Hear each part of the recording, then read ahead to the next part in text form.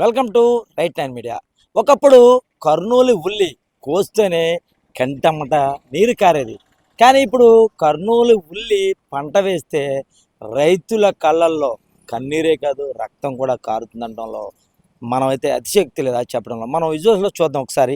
ఇదంతా కూడా రోడ్డు మీద చూడొచ్చు మనం అంతా కూడా. కర్నూలు ఉల్లి మార్కెట్లో అగ్రస్థానంలో మొదటి స్థానంలో ఆంధ్రప్రదేశ్లో ఉంటుంది.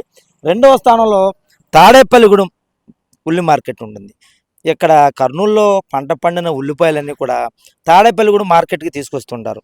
మొన్న కర్నూలులో జరిగిన అధిక వర్షాల వల్ల ఉల్లి పంట అంతా కూడా పాడైందని చెప్పుకోవచ్చు.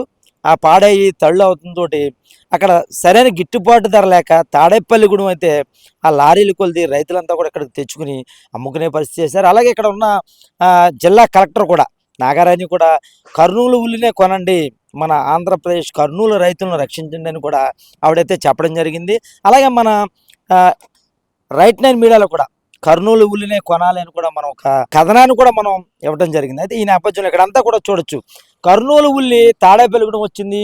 తాడేపల్లిగూడెం వచ్చి ఇక్కడ మార్కెట్లో ఎవరు కొనకపోతే ఈ కుళ్ళిన మనం చూడొచ్చు, ఈ కుళ్ళిన ఉల్లిపాయలు ఎవరు కొనకపోతే అక్కడ ఉన్న రైతులంతా కూడా ఒక లారీలో తీసుకొచ్చి తాడేపల్లిగూడెం నుంచి నల్లజర్ల వెళ్ళే రోడ్లో ఒక రోడ్డు మీద పెట్టి ఫ్రీగా ఈ తడిసిపోయిన ఉల్లిపాయలు ఫ్రీగా ఒక బస్తాగాడికి వచ్చిన వారికి అందరూ కూడా రైతు ఇచ్చేసిన పరిస్థితి ఉందంటే రైతు పరిస్థితి ఎంత దయనీయంగా ఉందో కూడా మనం చెప్పుకోవచ్చు. అయితే ఎప్పటికైనా అధికారులు కావచ్చు, అలాగే రాజకీయ నాయకులు కావచ్చు, ఎవరైనా కానీ ఈ రైతుని ఆదుకోవాలని కూడా రైట్ నైన్ మీడియా గంటాపదంగా అయితే చెప్తుంది. రైతు లేకపోతే దేశానికి రైతే వెనుక. జై జవాన్ జై కిసాన్ అన్నారు, కానీ జై జవాన్ ఎంతో మంచులో ఉండి మన దేశాన్ని కాపాడుతున్నాడు. జై కిసాన్ అహోరాత్రులు శ్రమించి ఇటువంటి పంటలు వేసి ఈ పంటకు గిట్టుబాటు ధర వస్తుందో లేదో తెలియదు, లాసే వస్తుంది రైతు అయితే. కానీ అటువంటి రైతుని మనం ఆదుకోకపోతే మనం ఈ దేశంలో మనం ఉన్నా ఒకటే, లేకపోయినా ఒకటే. కానీ ఇప్పటికైనా మనం చూడొచ్చు, అదిగో చూడొచ్చు, ఇదంతా కూడా విజువల్స్లో ఒక్కసారి మనం ఇలా కూడా మీకు అంతా కూడా చూపించే ప్రయత్నం అయితే నేను చేస్తాను.